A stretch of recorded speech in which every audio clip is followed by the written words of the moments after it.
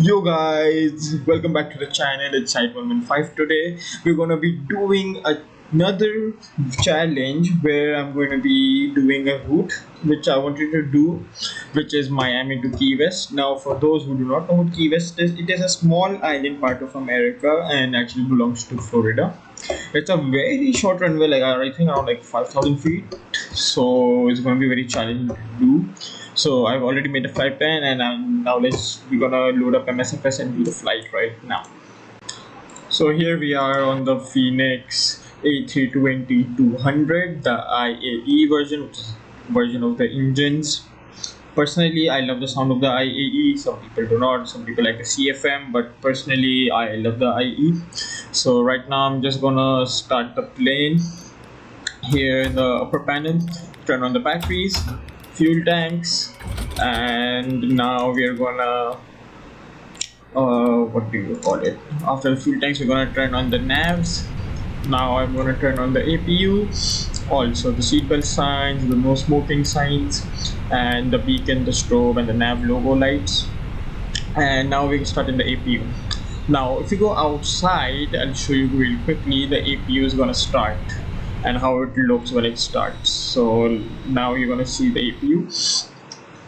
In most of the plane, there's a small little hatch that opens up, you could say, panel that opens up, which actually makes the APU run. Over here, it's just a small, what do you call it, engraved into the plane. As in, like nothing opens up, no flap opens up. It's just a small little exhaust that just sucks in air and starts the APU. Now, as you can see, we got in our power, so we're just gonna go to the Phoenix flight tablet or the EFB. Now we're gonna wait for the load sheet to come. As you can see, there's nothing right now, but in a few moments it's gonna be loading up. There we go, the Vincent brief, and there's a planned fuel, our weight, and also how many passengers we have. Now we're gonna go to the departure. We can go here, we can see that our V1 is gonna be, which is velocity 1, which is basically, for those who do not know, it's basically the decision speed. You can take off, or you have to, if you want to, there's any emergency where you have to stop the plane on the runways before the V1. After V1, you have to, VR is the rotate speed, V2 is the climb speed. We can. Alright, now I'm just going to be fast forwarding the part where I input every single thing. If you guys want to see and want to learn how to properly set up a plane, any plane to possess, 787, A320, A330, A340, or anything, leave it in the comments below. I'll make a tutorial for that. Right now I'm just going to skip through ahead until we are going to be starting the engines.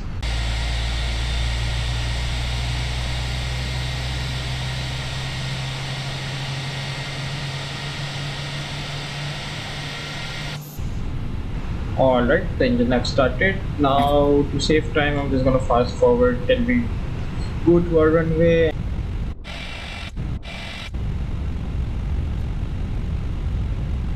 Approaching 0, 8, right.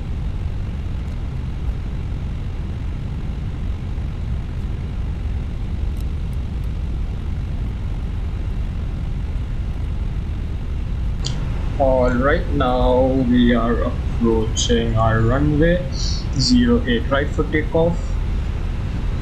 And now we're gonna be performing a man flex takeoff of 1.294. And this is a man flex, not a toga takeoff, because we do not have that high of a rotate speed and we are very light. On runway, so now I'm just gonna 0, shut up and just let the engines right. roar so you can hear the beauty of the IAE engines.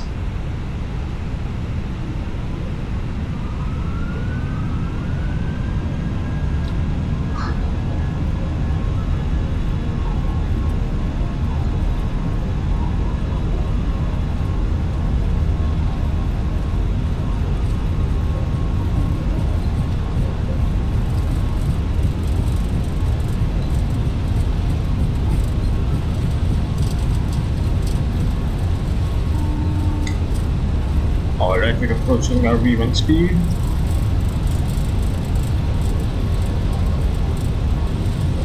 V1 and rotate. In front of us we have the beautiful Miami skyline. and some beautiful low clouds.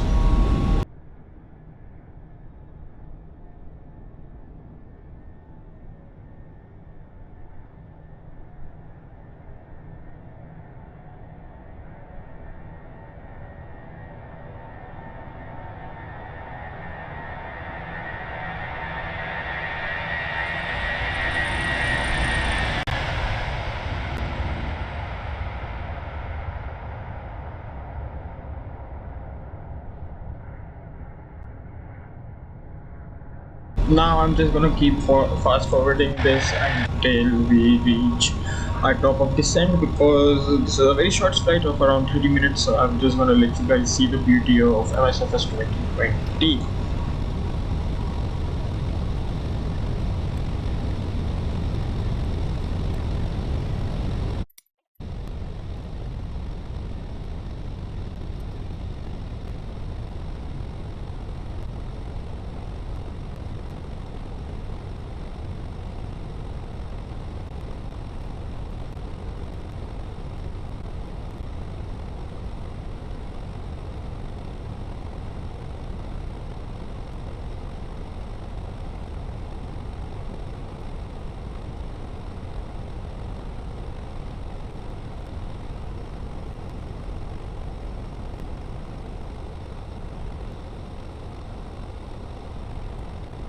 Alright, now we have started our descent towards Key West. Our runway will be today our nav 09, which is basically a lower version of the ILS, lower in the sense it's not as powerful as the ILS.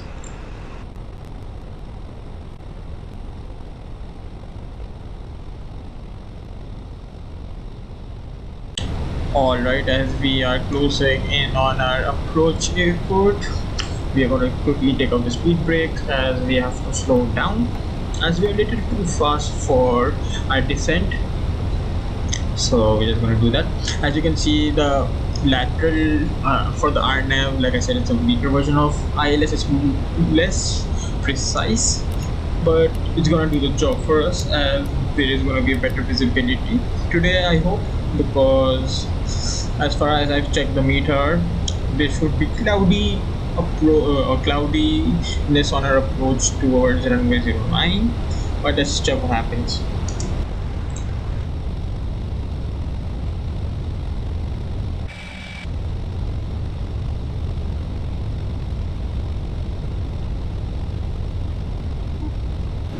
Alright, I don't know if you guys can see it, but I see the runway in front of us right there. Yeah, we can see the lateral dev. We're a little to left, and our altitude is actually very high. Like, we should be around 1500 feet here, but we're actually 4500. I actually take off 500 because our barrows as minimums are 540, so we're actually almost 3700 feet above, and we should not be this above, but I think we should be able to make it, and we won't need to do a go around. But if we do, I do have the go around set, so we'll just do that. But I trust that we would be able to go around because I lower the gears like I've just done, so it should increase our drag, so we should lower my plane should lower our speed. And other than that, if we do not make it, I'll just do a go around, but I hope we do, because it's like 12 AM and I just want to land. I don't want to do a go around setup again. It's just a hassle, but we'll try not to do that and try to be lined up perfectly. As you can see, our speed is 200, so there we go, flaps 2. Speed breaks out, it's going to stay out until we reach 160 knots. I can see the planes, my vertical speed is set to 1700, but the plane's doing 1900. So I mean, that's a good for me, because the speed's also going down itself because of the speed breaks out, as we also got a warning, master caution, but it's fine. We're still a little too high. I do not like this, but we have around 4 nautical miles of distance, or 4.2 miles of distance before we touch down. So this should be possible. Well, at least I hope.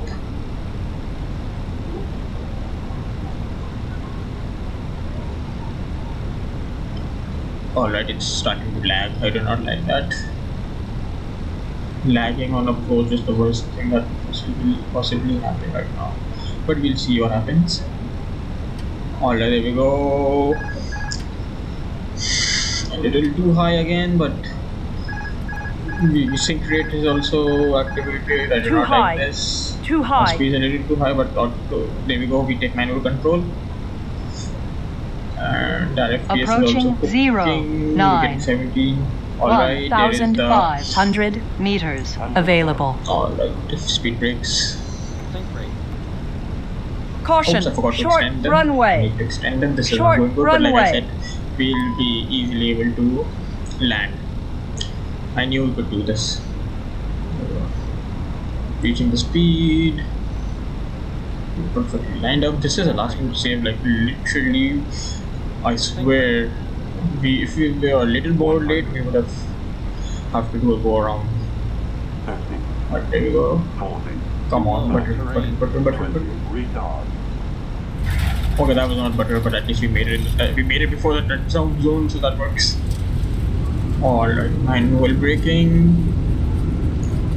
600 meters remaining. We're almost at the end of the manual, full manual, and 60 knots checked. 300 Our remaining. Go idle.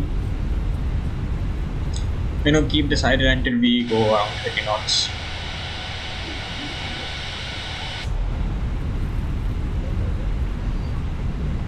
There we go, 26 knots. Now we just gonna 30 meters remaining. Yep. Now we're just gonna taxi towards our our ramp, we could say, because we don't have a gate here, so it's just our ramp. And there's a E-170 of American Airlines standing right there in front of us. Alright, so we made it successfully. We didn't have to go around, which I'm very happy for, because it's 12 AM and I just want to land and don't want to go around lineup. We barely made it. As you can see from the AFP, there was only like 100 feet of runway remaining. And this is our stand. Gonna turn off the lights. No APU because we're just gonna be stairs. Just get out of the stairs. I am starting the APU and every light's gone. Well, that's it. We made it. Let's go. Now I'll also be showcasing the wing view for this for anyone interested who want to stay in the want to watch the video for a little bit longer, so you can just see the outside view and have fun. Thank you for watching, and I'll see you guys in the next video. Bye bye.